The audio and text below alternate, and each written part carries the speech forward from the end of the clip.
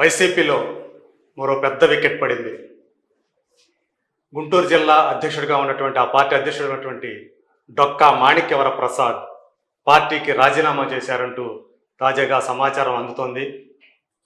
దీనికి సంబంధించి మనతో మాట్లాడటానికి సీనియర్ జర్నలిస్ట్ కేవీవి ప్రసాద్ గారు ఇప్పుడు మనతో ఉన్నారు. నమస్కారం ప్రసాద్ గారు. నమస్తే అండి. సార్, ఏంటి డొక్కా మాణిక్యవర ప్రసాద్ అంటే మంచి మాటగారిగా పేరున్న వ్యక్తి.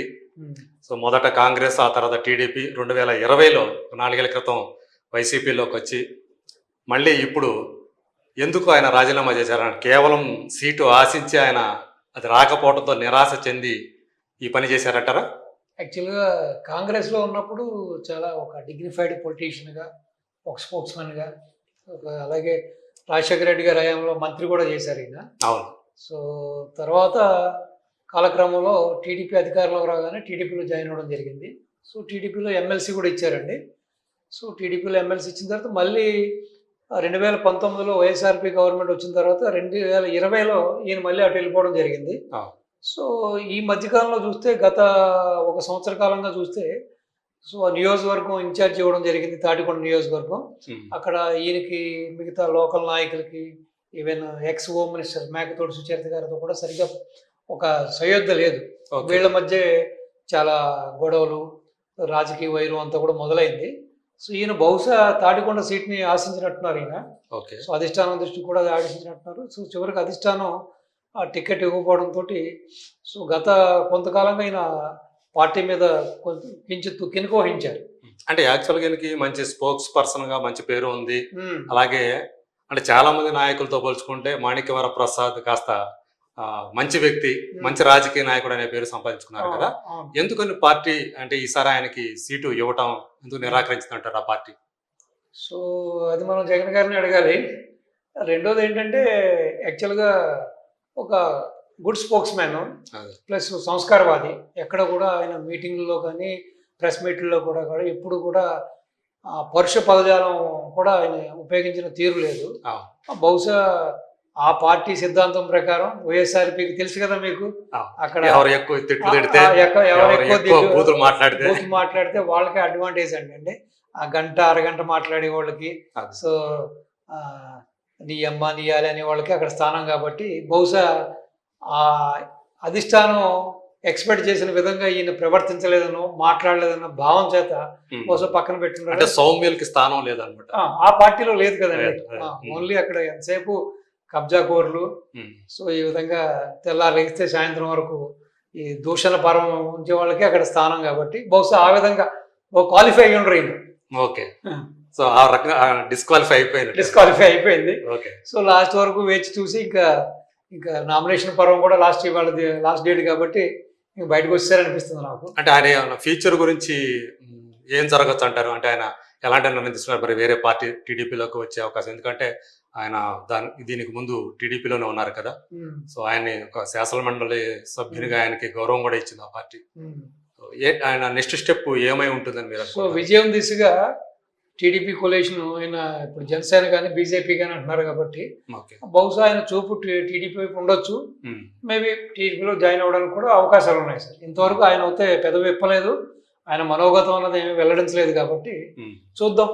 అంటే నామినేషన్ టైం కూడా అయిపోయింది కదా. నామినేషన్ టైం అయిపోయింది కాబట్టి సో బహుశా మరి ఏదైనా కండిషన్స్ పెట్టి మళ్ళీ ఎమ్మెల్సీ కావాలనో లేకపోతే ఏదన్నా నాకు పదవి కావాలని కండిషన్ పెట్టి జాయిన్ అవుతారా, లేకపోతే స్వచ్ఛందంగా జాయిన్ అవుతారా అన్నది కాలమే నిర్ణయిస్తుంది. అదే అంటే ఇప్పుడు మిగతా వాళ్ళతో పోల్చుకుంటే ఇప్పుడు మీరు చెప్పినట్టు ఈ దూషణ పర్వాలు ఇవన్నీ కూడా చేసే వాళ్ళకే వైసీపీలో స్థానం ఉంటుంది, వాళ్ళకి ప్రముఖమైనటువంటి ఆదరణ కానివ్వండి, పదవులు కానీ లభిస్తాయని చెప్పేసి ఆ పేరైతే దానికి వచ్చింది. అసలు ఈయన ఏం ఆశించి అప్పుడు వైసీపీలోకి వెళ్ళాడు మీరు అనుకుంటున్నారు అసలు 2020లో? మరి వాళ్ళు అసలు ఈయన్ని ఏమి మభ్యపెట్టి తీసుకున్నారు అన్నది వారికి వాళ్ళ మధ్యనే తెలియాలి.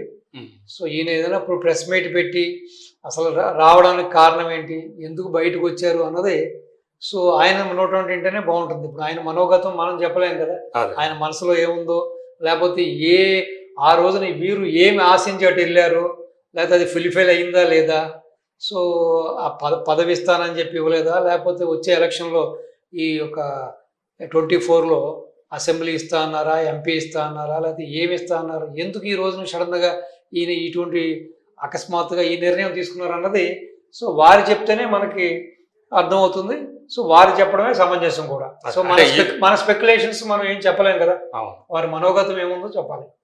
అంటే పార్టీకి పరంగా వైసీపీకి మాణిక్యవర ప్రసాద్ గారు బయటికి రావటం అనేది ప్లస్ అవుతుంది అనుకుంటున్నారా, మైనస్ అవుతుంది అనుకుంటున్నారా? సో డెఫినెట్గా ఎంతో కొంత మైనస్ అవుతుందండి. ఎందుకంటే జిల్లా అధ్యక్షుడిగా ఉన్నారు కాబట్టి ఆయన, అవును. సో మిగతా క్యాడరు మిగతా నాయకులతో కూడా సమన్వయం ఉంటుంది కాబట్టి సో డెఫినెట్గా ఎస్పెషల్లీ ఆ సామాజిక వర్గానికి సంబంధించిన నాయకులు క్యాడరు ఆ ప్రజానీకానికి ఎంతో కొంత వాళ్ళు కాస్త అసంతృప్తి కూడా లోన్ అవుతారు. అవును. సో డెఫినెట్గా ఇది వాళ్ళ మనోభావాలను కూడా దెబ్బతీస్తుంది. అంటే ఆయన సామాజిక వర్గానికి సంబంధించి ఆయన బలమైన నాయకుల్లో ఆయన కూడా ఒకడు. ఆయన సామాజిక వర్గానికి సంబంధించి ఆయన కూడా ఒక బలమైన నాయకుడు కాబట్టి సో డెఫినెట్గా వాళ్ళ ఎంతో కొంత అసంతృప్తి జ్వాలలు ఉంటాయి. సో దాన్ని మరి ఏ పార్టీ ఎన్కేజ్ చేసుకుంటుంది, వీరు ఏ పార్టీ వైపు చూస్తున్నారు, అసలు ఏంటి ఆయన రాజకీయ భవిత ఏంటి, ఆయన భవిష్యత్తు ఏంటి, ఆయన ఏ దిశగా అడుగులు వేయాలనుకుంటున్నారు, అసలు ఆయన ఏ నిర్ణయం తీసుకోబోతున్నారు అన్నది సో బహుశా నాకు తెలిసి ఇవాళ రేపు ఆయన ప్రెస్ ముందుకు రావచ్చు, ఆయన మనోగతాన్ని వెల్లడించాలని సో ఆశిద్దాం.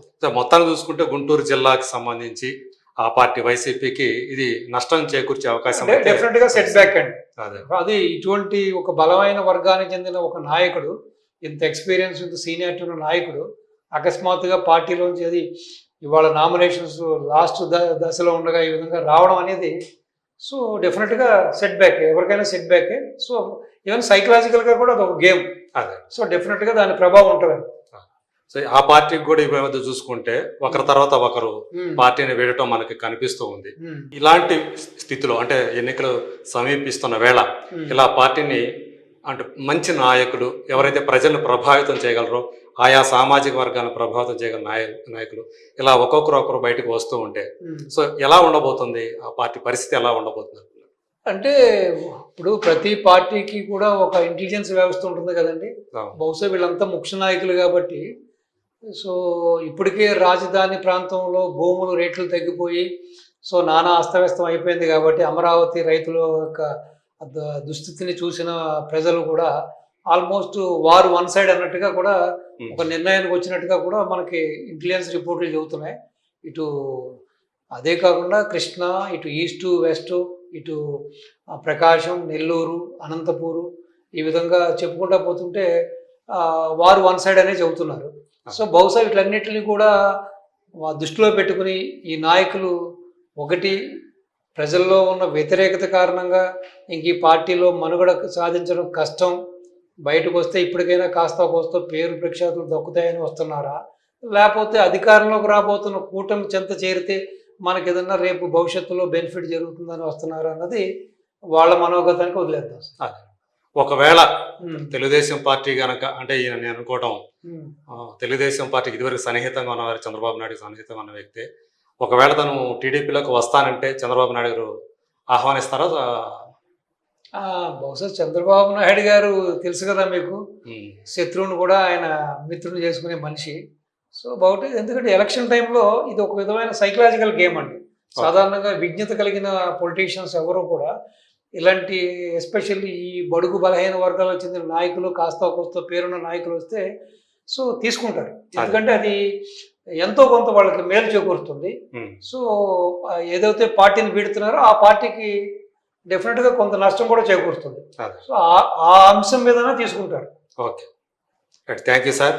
సో దీని తర్వాత అంటే డొక్కా మాణిక్యవర ప్రసాద్ గారు రాజీనామా తర్వాత ఏ స్టెప్ తీసుకుంటారు? వేరే పార్టీలోకి టీడీపీలోకి చేరతారా లేదా మరో పార్టీలో చేరతారా, అయితే ఏంటి అసలు ఆయన భవిష్యత్తు ప్రణాళిక ఏంటి అనేది త్వరలోనే ఆయన నుంచే ప్రకటన రూపంలో వచ్చే అవకాశం ఉంటుందని ఆశిద్దాం.